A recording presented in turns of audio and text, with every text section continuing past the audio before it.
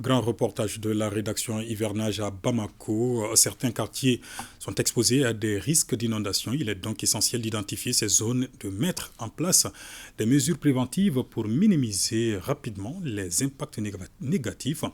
Notre équipe de reportage dirigée par Agibou Koulibaly a fait un tour dans certaines communes du district de Bamako pour voir les dispositions prises ça et là.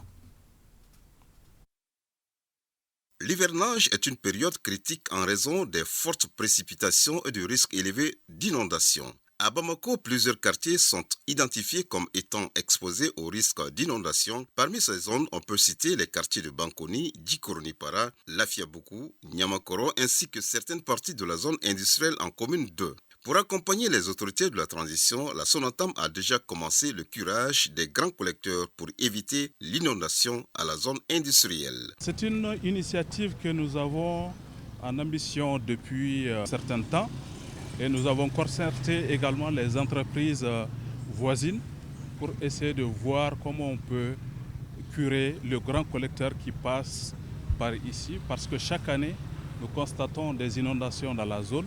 Donc, à l'entrée, au début de cette saison, on a pris la décision de curer une bonne portion de ce grand collecteur pour éviter l'inondation dans cette zone quand même qui est une zone de passage de beaucoup de nos concitoyens.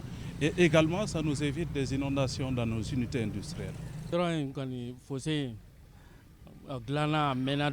caniveau a été réparé il y a un bon moment, mais avec sa longue profondeur, les abords doivent être agrandis parce que chaque année, ces endroits s'amortissent. Et les déchets qui arrivent ne font pas le curage. Si le fossé est bouché, l'eau stagne au bord de la route, donc elle n'a pas le choix, elle retourne dans la maison. Forcément, ça provoque de l'inondation.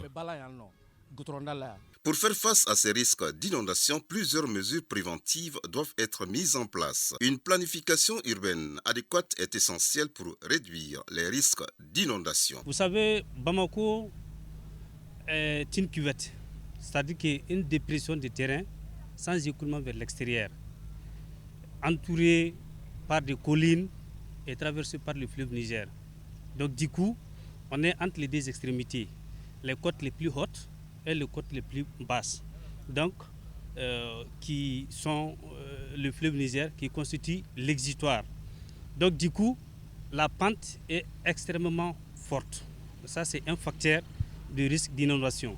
En plus de cela, il y a le non-respect des dispositions prises par l'État en matière d'outils de planification spatiale. Et parmi les outils de planification spatiale, nous avons le schéma directeur d'urbanisme, d'ailleurs qui détermine la vocation première des terres. Et si ce schéma n'est pas respecté, du coup, c'est bonjour aux inondations. Et nous constatons qu'on n'a pas respecté par endroit ce schéma d'urbanisation. Déjà, des campagnes d'information doivent être menées pour sensibiliser les habitants sur le comportement à adopter pendant la saison des pluies, telles que l'évacuation des zones à risque et la prudence lors des déplacements. Les populations doivent cesser de jeter les ordures dans les caniveaux quand il pleut. Il est aussi capital que les autorités communales, l'État et la population travaillent ensemble pour prévenir les pluies diluviennes afin de protéger la population et leurs biens.